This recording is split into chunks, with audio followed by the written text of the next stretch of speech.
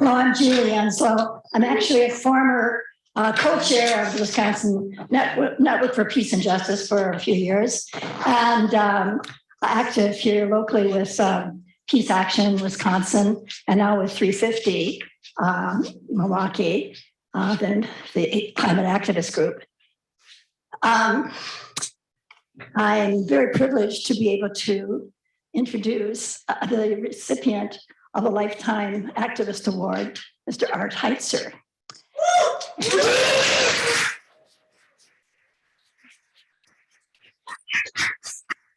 Oh, I think I first spotted Art when he was, probably doesn't know it, but he was here at University of Marquette and working part-time in Rhubarb Bookstore, right? And I used to go to Rhubarb Bookstore to buy radical books and to have meetings with the anti-Vietnam War movement. And I'd spot him in there working in the store, and that's the first time I ever laid eyes on him. But Art actually is probably most well known for his ongoing, amazing commitment to the people of Cuba, to normalizing U.S. relations with our neighbor to the south.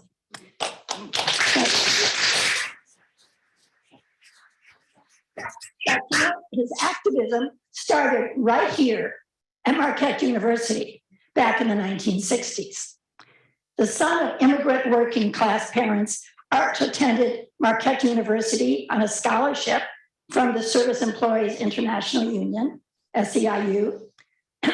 He was elected president of the student body at Marquette University during the anti-Vietnam War era. And Art helped lead a movement on campus at that time against institutional racism, which resulted in creation here at Marquette University of the Educational Opportunity Program in 1968, which became a national model for recruiting and retaining students of color. U.S. Representative Gwen Moore was in this Educational Opportunity Program's first class, recruited from North Division High School. Thank you, Art. That got her going.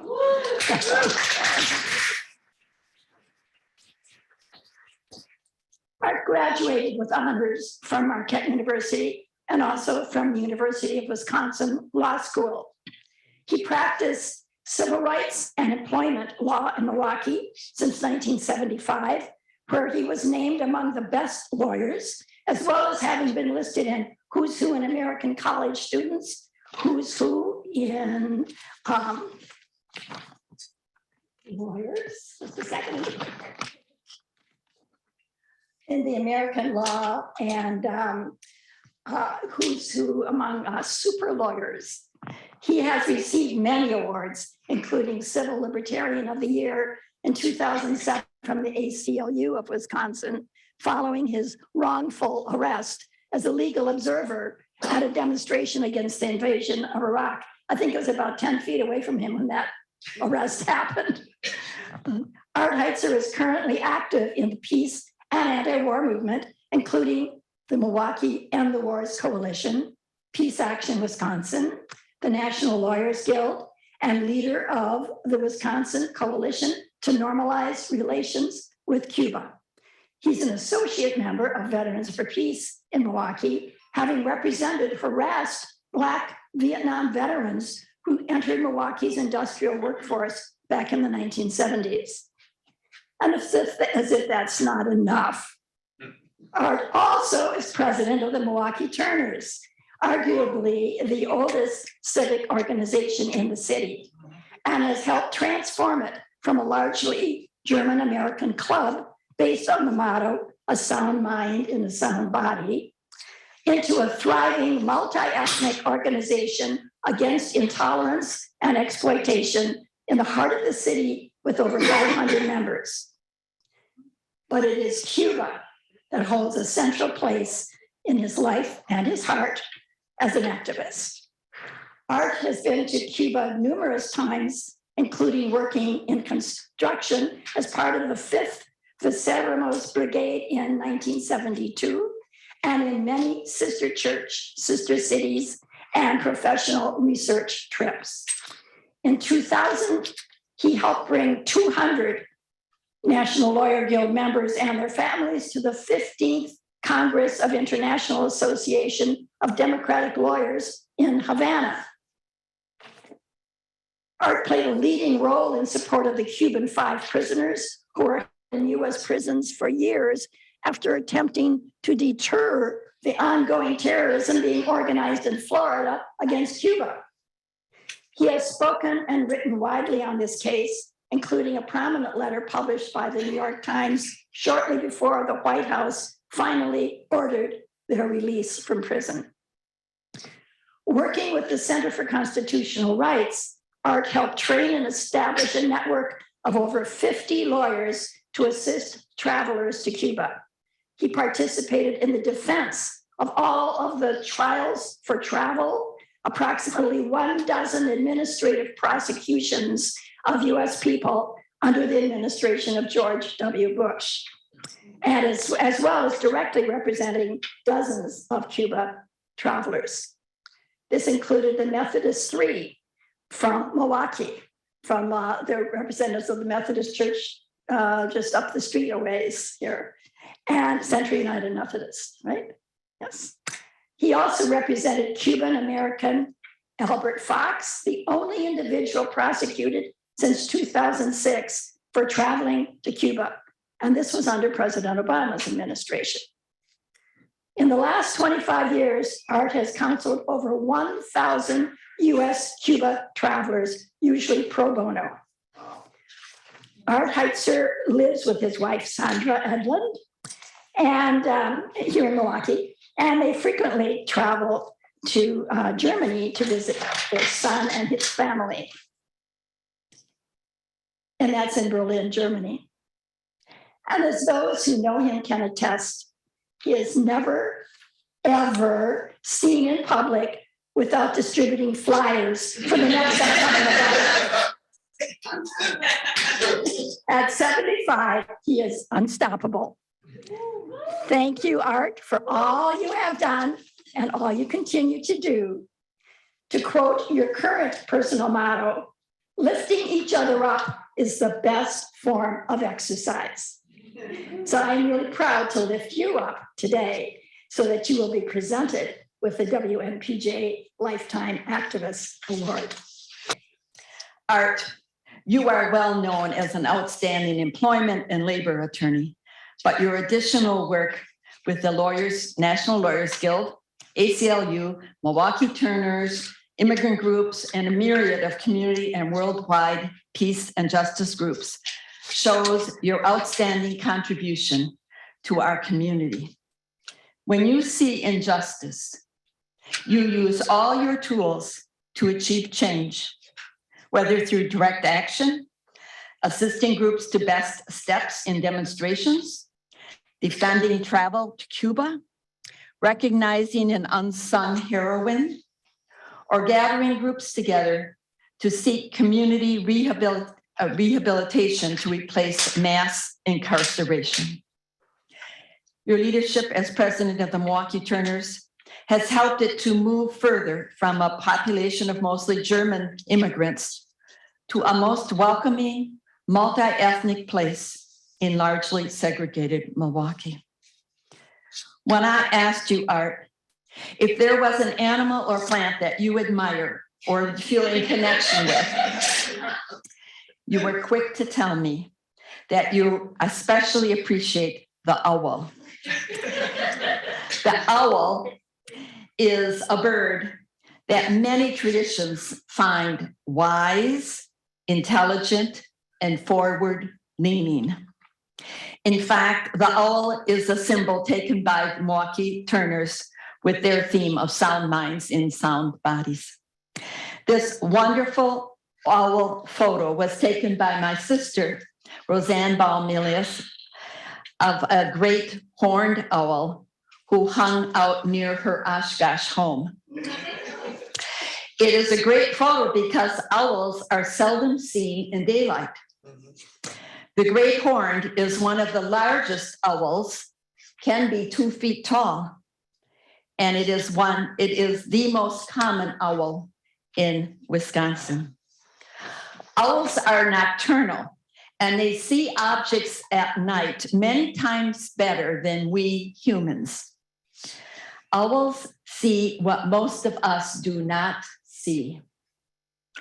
For this, they are often called wise and free thinkers. Art, you are an example of seeing what is truth and what needs to be heard. Also, like an owl, not backing off from a wolf who attacks it, you do not back off, despite difficult obstacles in the way.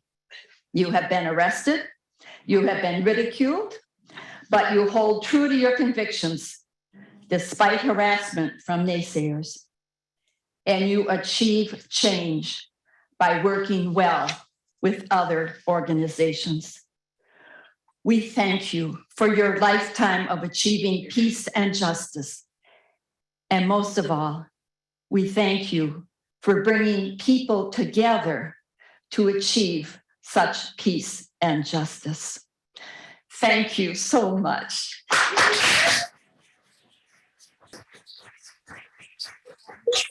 An award you'll take home with you, and with the words that I've just spoken printed out in the back. Now you have a chance to speak to us.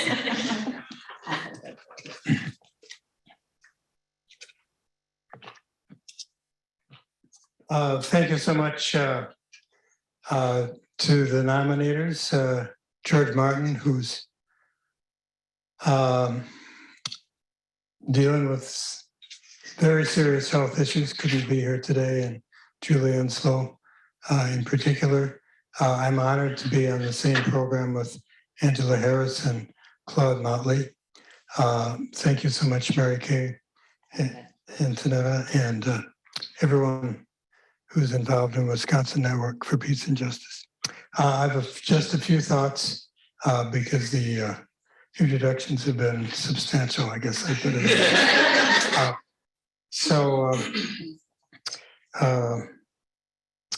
So reflecting on some 55 years of some modest attempts to challenge racism in our community, I'm left with two overriding thoughts.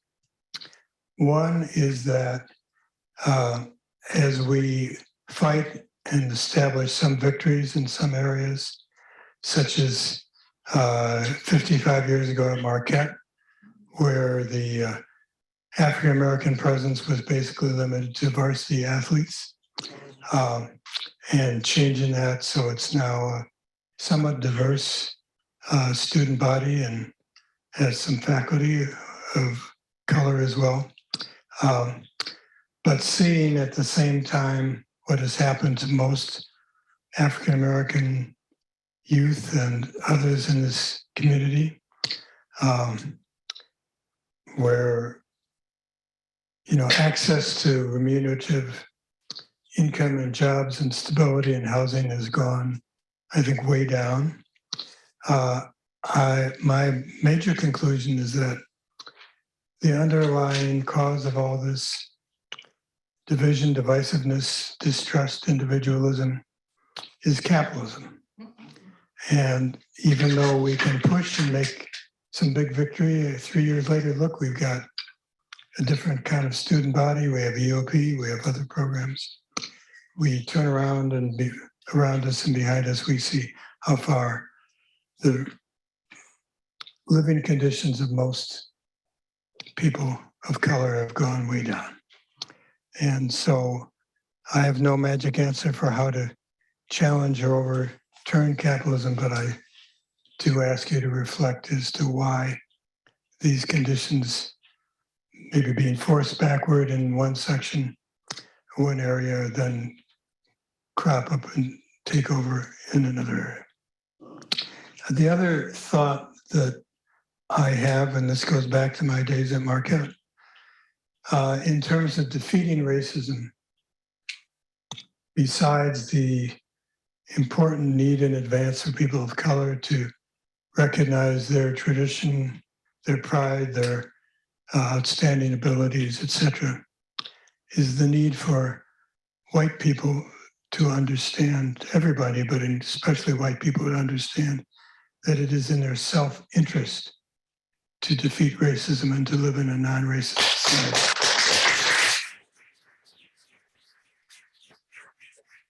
This is not a project of charity. Let me be good to you and then go on with my life when things are difficult or I have other challenges. There may be a small percentage of white people who will be activated to do something out of whatever we'll call it, charity or consciousness.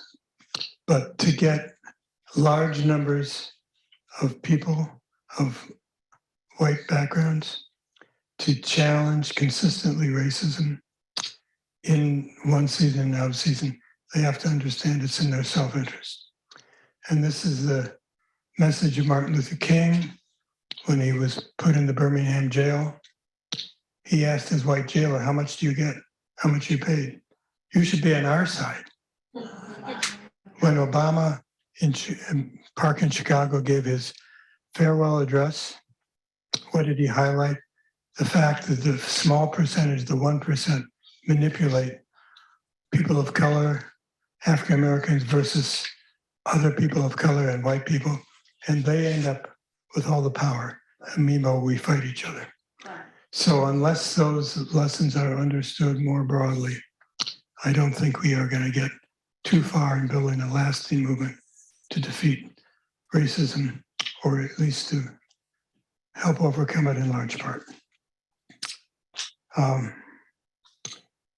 Let me say a word or two about our media, which of course contributes to this, what I've just talked about in terms of fear and distrust, individualism. But I'll just give you an example or two. My work related to trying to normalize relations with Cuba has been mentioned. So you've probably seen as activists, people concerned about peace, that the United States was able to get a majority of the world's nations to vote against Russia and their actions in Ukraine. But how many of you have seen that on November 3rd, 10 days ago, I think, the United Nations General Assembly voted 98, 99% to condemn, for 30 years in a row, to condemn the 62-year-old policy of economic blockade against Cuba. The vote was 185 nations. Said enough already, stop this, as they have for 30 years in a row. Two countries, US under Biden. By the way, under Obama, we abstained, but under Trump and under Biden, we're still fighting this. And then one country that always does whatever the US says in the UN, and that's Israel. Two countries against 185. How many of you saw that in the media? Okay, got a few more hands than I thought. I heard nothing on, let alone corporate media, NPR, the PBS Nightly Report, so not a word. So by and large, the American people don't know this. As a matter of fact, just chatting with people here, the fact that the US lists Cuba, the victim of US terrorism for years, as a perpetrator, a state supporter of terrorism, causing tremendous problems with Cuban trade, preventing people from Europe from traveling to Cuba. People said, I didn't know about this. I didn't know about this. So that's one example. We can think of many. We can look at the Ukraine war situation, the background for that, which many of us have different perspectives based on what we have heard or not heard has led up to that war. So finally, I'm going to end with a quote from former President Dwight Eisenhower. So when I was here at Marquette, the most liberal member of the political science faculty was busy telling everybody who was aware of it, there is no such thing as a military-industrial complex. It's just a myth, despite the fact that Eisenhower, in his farewell address, said warned the country to beware of the dominance of the military-industrial complex.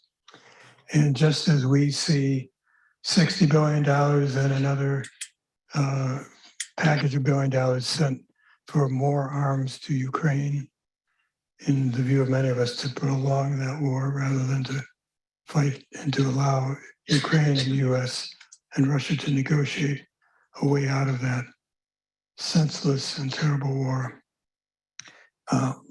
Just reflect on this. As Eisenhower said, every gun that is made, every warship launched, every rocket fired signified in the final sense a theft from those who hunger and are not fed. Think of the Milwaukee community. Think of the desperate situation so many people are in. And think of all the emergency off-budget payments that can be sent to fight a war far away. Thank you so much.